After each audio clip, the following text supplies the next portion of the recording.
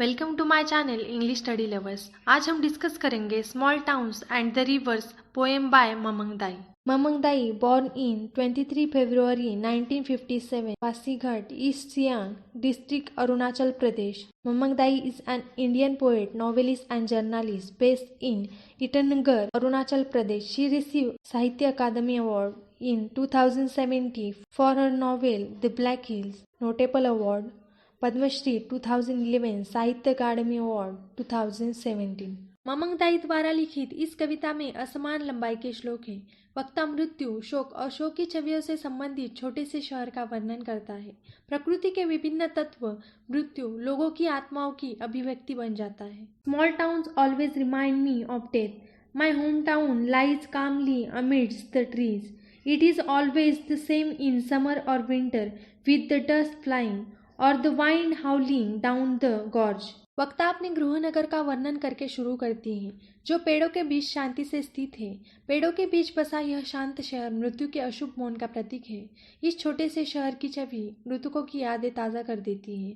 वक्ता के लिए शहर अपरिवर्तित लगता है, जैसे कि वह कहती है, यह हमेशा एक जैसा होता है, गर्मी या सर्दी में। यह एक रास्ता या कभी न बदलने वाली प्रकृति भी मृत्यु की विशेषता है, जो एक अपरिहार्य सत्य है।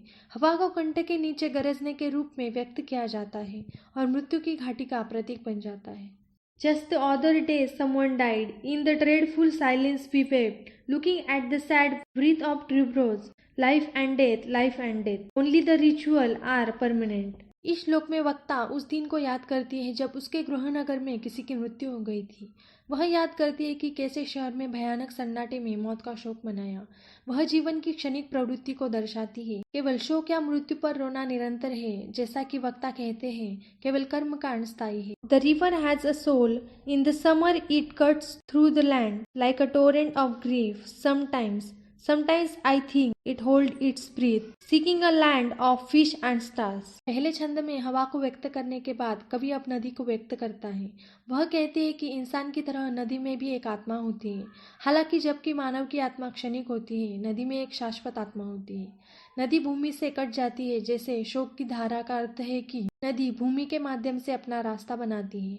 जैसे दुख मानव हृदय में प्रवेश करता है, यह फिर से दुख और मृत्यु के विचारों को दोहराता है। The river has a soul. It knows stretching past the town, from the first drop of rain to dry earth and mist on the mountain tops. The river knows the immortality of water. नदी की आत्मा शाश्वत और अमर है क्योंकि इसमें पानी है। इसलिए कवि कहती है कि नदी जल की अमरता जानती है।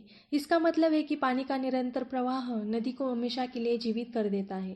साथ ही यह जानता है कहकर वक्ता का अर्थ है कि नदी कई क्षेत्रों से होकर बहती है और मैदानी इलाकों और पहाड़ों के विभिन्न इलाकों का अनुभव करती है।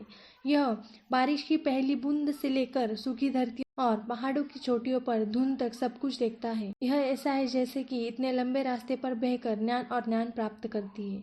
इससे वक्ता दोहराता है कि नदी जानती है। A shrine of happy pictures marks the day of childhood. Small towns grow with anxiety for the future. The dead are placed pointing west. When the soul rises, it will walk into the golden east, into the house of the sun. वक्ता को एक उदासीन स्वर याद हो जाता है, खुश चित्रों की बचपन से लेकर चिन्हित।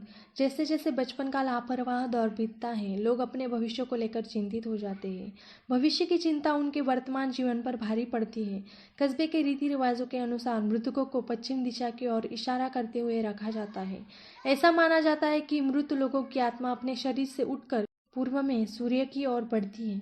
सूर्य आशा और बाद के जीवन के प्रतीक के रूप में कार्य करता है। In the cool bamboo restored in sunlight, life matters like this small towns by the river, we all want to walk with the gods. कवि यह कहकर समाप्त करती है कि यद्यपि मृतक चले जाते हैं, शोक अनुष्ठान समाप्त होने के बाद शहर में लोगों का जीवन सामान्य हो जाता है। पिछले छंदों में प्रस्तुत मृत्यु के उदास तस्वीर के बाद अंतिम पंक्तियां एक बात के जीवन के विचार में आशा प्रस्तुत करती हैं। जैसा कि कवि ने निष्कर्ष निकाला, हम सभी देवताओं के साथ चलना चाहते हैं। निष्कर्ष, इस प्रकार कविता नश्वर मनुष्य और अमर प्रकृति के बीच एक अंतर प्रस्तुत करती है। मनुष्य मर जाते हैं, लेकिन नदी और सूर्य जीवित रहते हैं। नदी के प्रवाह की स्थायी प्रकृति मानव जीवन की क्षणिक प्रकृति से विपरीत है। मृत्यु को टाला नहीं जा सकता और सभी मनुष्य के पास आने के लिए एक नियत है, लेकिन मानव आत्मा के लिए अभी भी कुछ आशा है जो मृत्यु के बाद देवताओं के साथ चल सकती है।